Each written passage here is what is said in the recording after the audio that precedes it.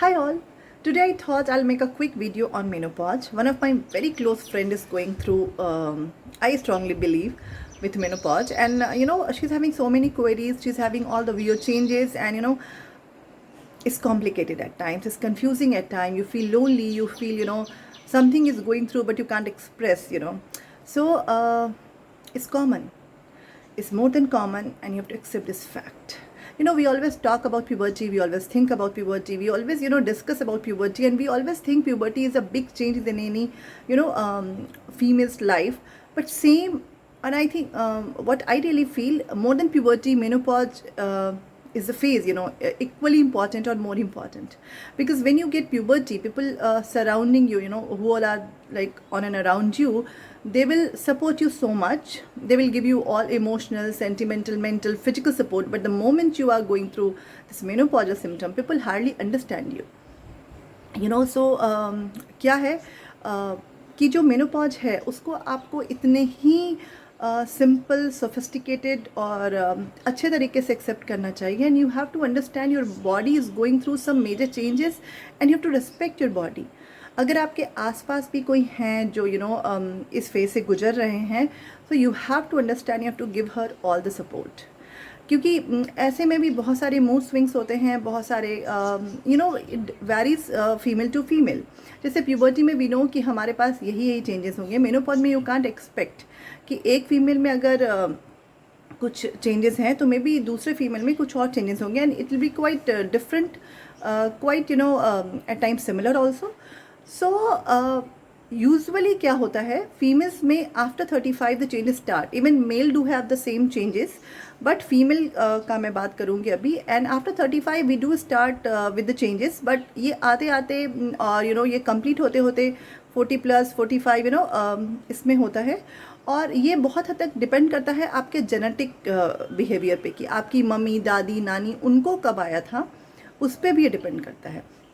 फिर ये डिपेंड करता है इस पर भी कि आपने प्यूबर्टी किस एज में पाई थी, उस पर भी ये डिपेंड करता है. सो खैर, ये तो फैक्टर्स हैं, मगर इसमें जो सिम्टम्स आते हैं वो कुछ भी आ सकते हैं. जैसे hot flushes, mood swings, feeling lonely, depression, anxiety, चिड़चिड़ापन होना, लेजीनेस आना, इंसोम्निया, खाने का मन नहीं करना, कुछ करने का मन नहीं करना, डिप्रेशन इज़ वेरी कॉमन. सो बहुत सारी चीज़ें हैं जो बहुत नॉर्मल हैं. जीआई ट्रैक्ट इम्पैक्टेड हो जाता है. सो बहुत सारी चीज़ें नॉर्मल हैं. इस समय पे कैसे अपने आप को मेंटेन करना चाहिए, क्या खाना चाहिए, क्या करना चाहिए, I just make a short note on that. So सबसे पहले आपको अपना डेली रूटीन कोशिश करना है डिसिप्लिन रखने का.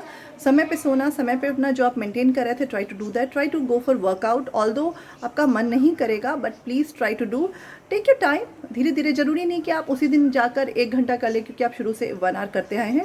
It's not needed. At least you do for 10 minute, 15 minute. Go for yoga, meditation, Surya Namaskar और जॉगिंग, जो भी आपको पसंद था, जो भी आपको पसंद है, स्विमिंग, गार्डनिंग, जो भी आपको पसंद है. Just indulge some time for your workout.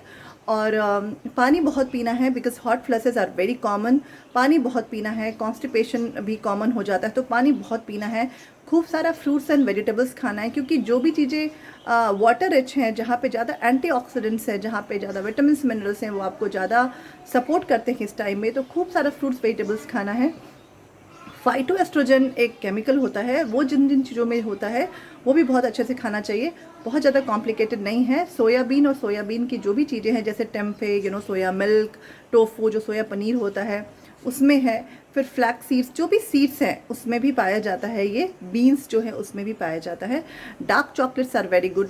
सो ये सारी चीज़ें आप अपने खाने में अच्छे से शामिल करें. फैटी फिशेस खाएं, वो बहुत अच्छे होते हैं. वो सारी चीज़ें अपने खाने में अच्छे से खाएं. अब ऐसा नहीं है कि श्रुति ने बोला तो मैं ये ढूंढने लग जाऊँ. It's not at all like that.